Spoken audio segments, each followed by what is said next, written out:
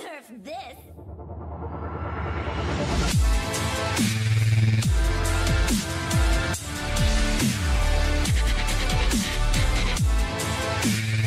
Hey guys, welcome back to Clash with Corey. If you liked the video, don't forget to subscribe to the channel and turn on that notification bell. Also, check the details below my videos when you get a chance. I've got good resources for you in there. I have links to my Discord server. I have links to WHF's recruiting Discord server. Also, I have links to WHF's live streamers.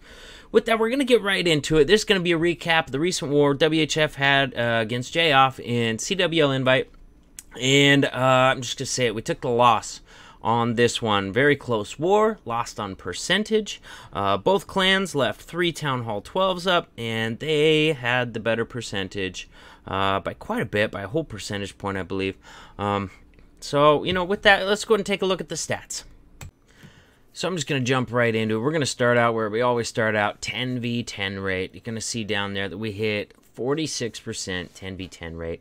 As a result of that, did not clear all the 10s with 10s. Had to end up dipping 4 of them with Town Hall 11s, and that hurts. You know, that's no way to start off war. We gotta set up our Town Hall 11s, and therefore our Town Hall 12s better than that. Definitely noticing a trend with that. We start out hot, you know what I mean? Hit rate looking like 60%, 59 right in there by the time I go to bed, and then it seems like our late night crew just kind of struggles. You know, and some of that is the fact that you're going to see the trickier bases left up at that point. All the ones with fairly clear normal plans probably already been taken, already been tripled, that sort of thing. I get that. But I can't help but think that if we had more of those late night guys on a little bit sooner and they had more time to check out bases and plan with people, that we would see an improvement there. But, you know, that's just my opinion. With that, let's go up to 11v11 hit rate.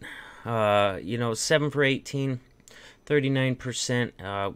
We'll improve on that. Our 11s make some amazing attacks. They just, I don't know, I can't take away anything from JOF's base building. They had some excellent bases, some very tricky stuff we saw. There's some hidden open wall pieces that really screwed up some queen charges. Had a lot of very close fails early on, so definitely going to see our 11v11 hit rate improve next week.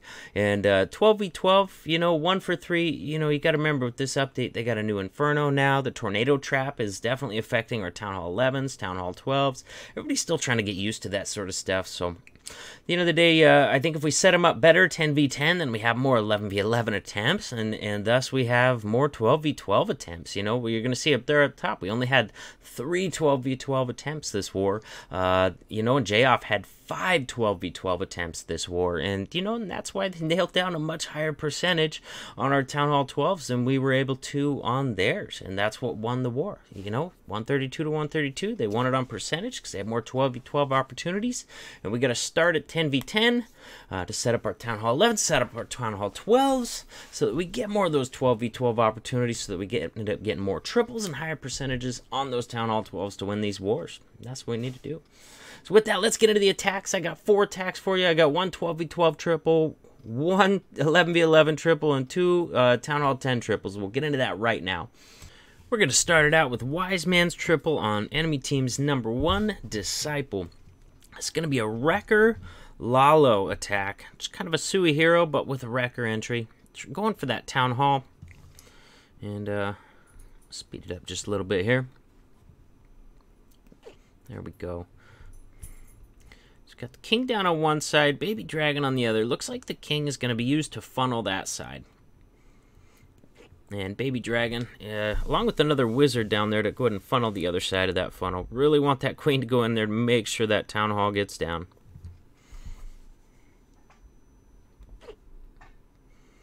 Went ahead and popped his king early. Unfortunately, the single does get locked onto him, and he finally steps out so he can keep clearing some trash buildings out there.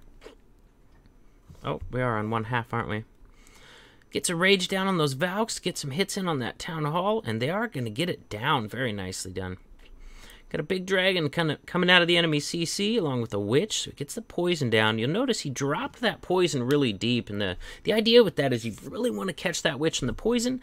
I'm sure you guys have seen it on some, like, you know, attack blooper videos before where you don't catch that witch in the poison, and your heroes are sitting there stuck on Skelly after Skelly because the witch keeps respawning them. So really important to catch that witch in that poison. So Queen has popped her ability, and then she ducked out of that area there, and she's kind of walking around this base, and he comes in with the Lalo very nicely, going for that Eagle Artillery first, and just a really nice rotational Lalo around this base. Enemy Queen in there is doing some work. So he gets a Skelly spell down after he pops the Warden ability and gets some loons on top of that multi-target Inferno. That multi-target Inferno there is going to slaughter Skellies before they can even get the Queen. So he really had to time that right there.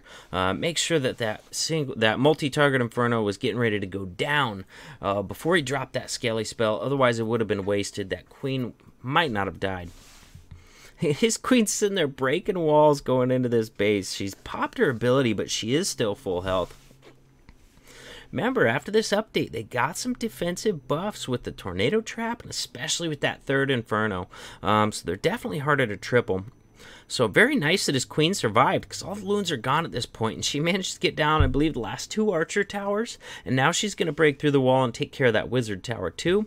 Also got pups and minions, just kind of cleaning up the rest of this base. Going to collapse around that Wizard Tower there, but probably wouldn't take it down. Wizard Tower is really effective at taking out, you know, large packs of small groups like minions, but that Queen, sure enough, reaches over there and grabs that Wizard Tower for the triple. Now we're going to take a look. God, it's going to kind of be the Lex no-show here for a little bit. Next 2 attacks are going to be by Lex. First one's going to be at 11v11 by Lex on number 11. Showed you Lalo hit first, so I wanted to try and get a little bit of variety in there. So we got a Queen Charge Hog attack coming down now. Going to go ahead and times 2 it, just till we get in there a little bit more.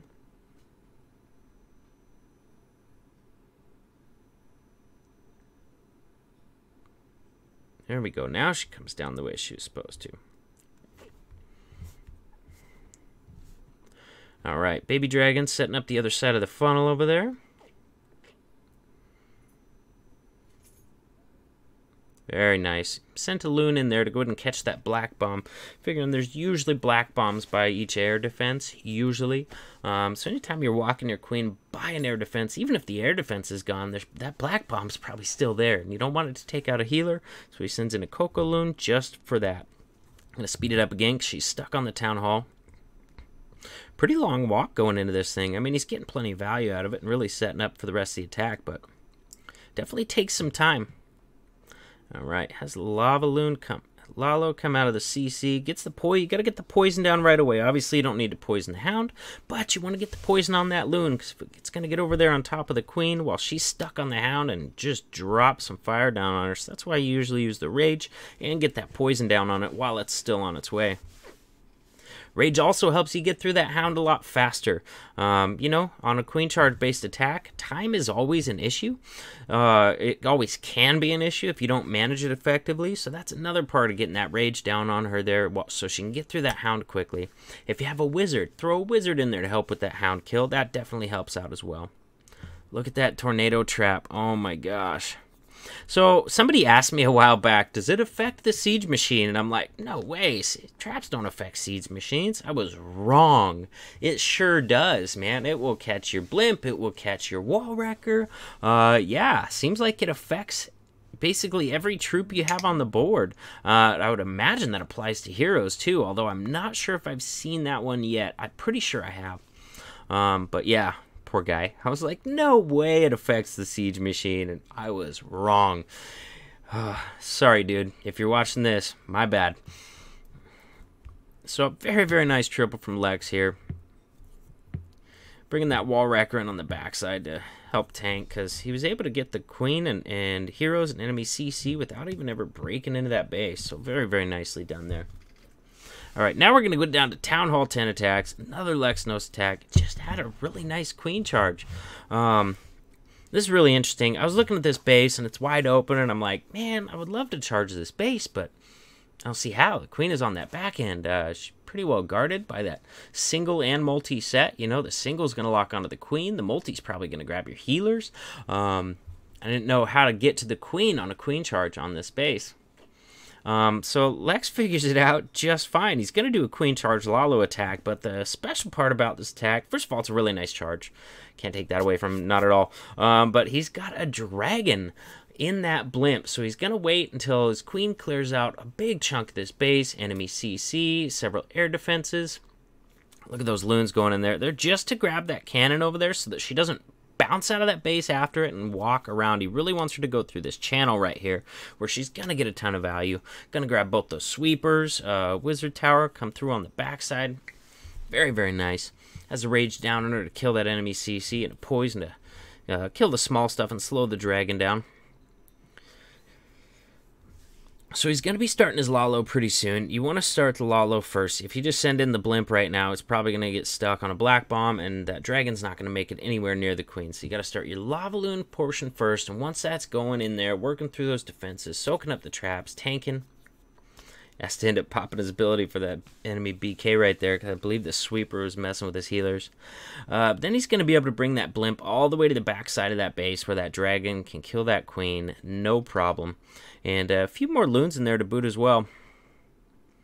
Sure enough, here comes that Lalo. Really set it up nice. Some really nice Lalo pathing there. Nice thin path left over. Look at the queens tanking those 2 expos too. Wow.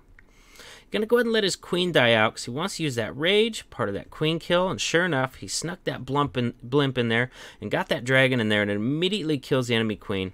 Now look at this. He's got 2 archers up top. What that does is 2 archers will pull your healers across the base, and so they will clear out any other air traps that are sitting there. In this case, it ends up being just a few air skellies, but sometimes they'll clear several red bombs, black bombs, that sort of thing when you pull them across the base. That way you at least get a little bit of value out of your healers after your queen dies on a queen charge Lalo attack. So very, very nice triple here. Yeah, super intricate. Very good thinking. I wish I could think of this sort of stuff. You know, oh yeah, I'll do a queen charge, and then on the back end, I'll just send a freaking dragon in the blimp for like the 3rd phase of the attack to kill the queen. Brilliant, man. Very, very good thinking. I'm definitely going to keep that in mind the next time because I wanted to queen charge this base. I just had no idea how to deal with the queen. Not a problem for Lex. All right, now we're going to go down and take a look at Raphael's hit on number 40. Wanted to try and get a Raphael hit in here because this is his first war in WHF CWL invite since moving up from WHF2, and he's 6-packed. Congratulations, man. Very nice hits. This one's a cleanup attack he's going to do. The first one just fell a tiny bit short on time, so he's going to make some adjustments. One of the adjustments he's going to make is he's going to bring 3 rages for the charge portion of this. So it brings in a couple loons early, several loons actually, I believe 3, to get rid of that archer tower, to go ahead and get that funnel established. You know, that might seem like a lot just to establish a funnel, but that just tells you how important funneling is. You know, if you got to invest a little extra in the funnel, it's usually worth it. You know, because if you blow that funnel, usually you've blown the attack.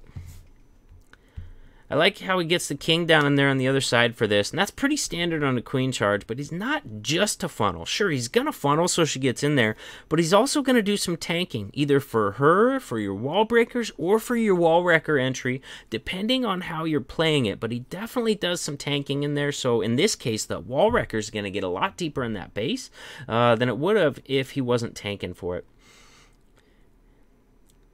It's very nice. He even takes out several bombs over there. Takes out that archer tower on the outside and going to continue cleaning trash on the outside of the base, making the cleanup phase that much easier. So if you don't like using your king just to funnel, keep in mind he gets a lot more value than just funneling, especially on a queen charge entry. Look at those CC Valks busting through that next wall immediately, and then the one wall breaker inside there is able to bust through yet another layer of walls. Really great value out of the siege machine and the Valks rage and wall breaker breaker inside of it there. Very, very nice. So he's used 3 rages at this point, and there's not a whole heck of a lot of this base left. Queen's in there on the backside, taking out even more point defenses. Very, very nice. Gonna get that second heal down, covering the very backside of that bomb tower damage there. And a poison down to go ahead and take care of those enemy skellies and slow down that enemy king at the same time. Now at this point the queen does go down. She had a lot of point defenses in there, but the beautiful thing about a queen charge hog attack. I talked about how you could get a little more value out of them on a queen charge Lalo by pulling them across the base and pulling traps. But on a queen charge hog attack, you get a lot more value because then they can transition over to healing the hogs. And on this one, it's just beautiful. You got a pack of, basically invincible hogs right here. Those hogs would have taken out the enemy king, but he had 2 miners in there. That was another change he made on this cleanup hit, bringing 2 miners. Get in there, because I think there was like 1 building left in the middle of that base. So 2 miners to get inside that base, take care of that. Very nicely done. Hope you guys liked the videos. Very sad about taking a loss on this one. But, I guess it's going to happen. It was very close war. Very, very close war with J-Off. I'm going to be able to pull several other videos of content out of this. We had some good stuff in it. Hope you guys liked the video. I'll see you in the next one. Nerf this!